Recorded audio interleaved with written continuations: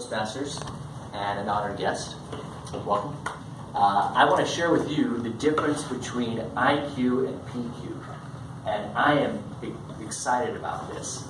It's not something just that I've been studying, but it's actually something I've been practicing. And so I'm going to give you some fantastic tips. I came tonight prepared to be able to put my name on the speaker for next week. But since you guys, because I have this prepared, and to some degree, and but you guys offered me the chance to be able to share with you what I've learned, and I want to take that opportunity. It's fantastic. So let me give you some background here. What's exciting is that I stumbled upon what you probably all know are TED Talks. I didn't even know what they were, but I found that they were phenomenal. So if there's anybody in here that hasn't seen a TED Talk, I strongly recommend that you go check them out. There's some fascinating ones.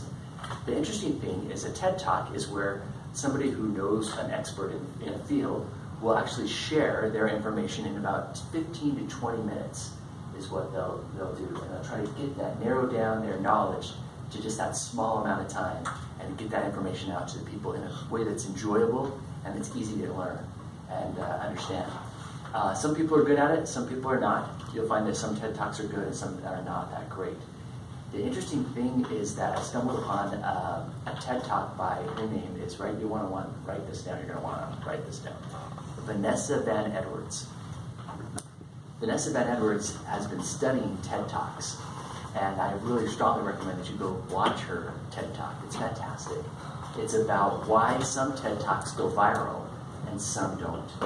And when I learned this principle, it just inspired me because I love Toastmasters. Let me tell you the connection here. So she has a group, she has like a group of researchers who would actually look at the different TED Talks, and they would find out why one would have multiple views, like hundreds of thousands of views, and some would only have like, I don't know, 100, 200, 300. That's it. And so they analyzed the data, and it was a lot of data. And what they found is there was only one common factor. The ones that went actually viral. I thought, she said, what do you think it was? And so people threw out ideas, like content, maybe the person was like a beautiful person, or maybe they were an ugly person. They threw out all these different ideas to determine which ones were the best and which ones were the worst. And the one factor that ran through all the best ones was hand gestures. Amazing. Hand gestures. Something that we learned here in Toastmasters. That was the connection. It was amazing. So the people that they studied the number of hand gestures for the people who, for the TED Talks that went viral, they did, I don't know the exact number because I forgot, but it was a lot. And the other ones, the ones that didn't go viral, they didn't use their hands at all. They just stood up there and talked, which was amazing, very amazing. And she gave the reason why, the scientific reason why, was because our minds not only hear verbally, but they also hear visually. So the people that would come out with the TED Talks would say, they wouldn't say something like this, I have an enormous idea that I want to share with you. They'd show something like this, I have an enormous idea that I want to share with you. And our minds love that because we're seeing that information on two levels, which is fantastic. It's amazing. And when I heard that, I was like, wow, this lady is amazing. Her name is Vanessa Van Edwards. Well, that led me into an even more amazing discovery. She actually grew up as an introvert. She didn't like people. She didn't understand people. When she was in elementary school, she would go to the teacher when recess would happen, when the kids would be let out from the class to play. She would beg the teacher to erase the chalkboard or to vacuum or do something so she wouldn't have to associate and communicate with other human beings. She just didn't understand it.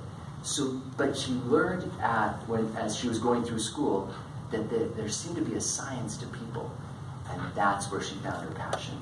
Her passion was trying to understand how people interact with each other and why some people are popular and some people are not. While some people are good communicators and some people are not. And she spent her entire life studying that. And then she's presented that to the public to say there is a science about communication. it's an amazing thing. I really strongly recommend that you go to her YouTube channel, and she has hundreds of videos that explain that. Let me just give you a couple things that I've learned.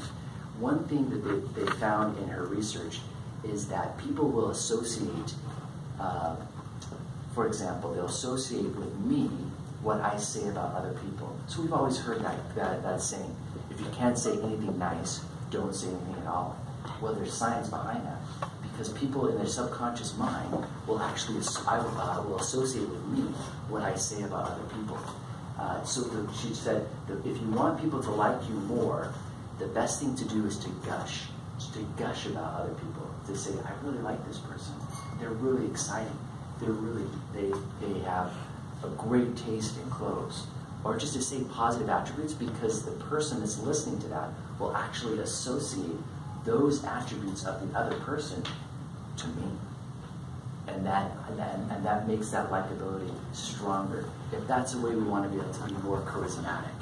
That was one of the things she offered. Another thing that she offered too is that when I'm approaching any person, whether it's a stranger or another individual, to always have my hands separated like this as much as possible. Putting my arms in front of here like this, or obstructing my chest, is subconsciously the animal inside the other person is saying, what are you trying to hold? That's exactly right. That's really good. That's really, really good. So those are just two tips that I recommend. Again, opening up with your hands, and especially showing the hands.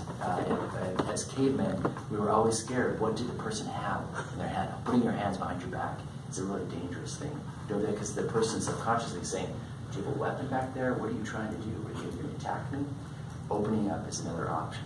Again, these are just two tips that I wanted to share with you to get you excited to be able to learn more. And with that, I'll end. Thank you.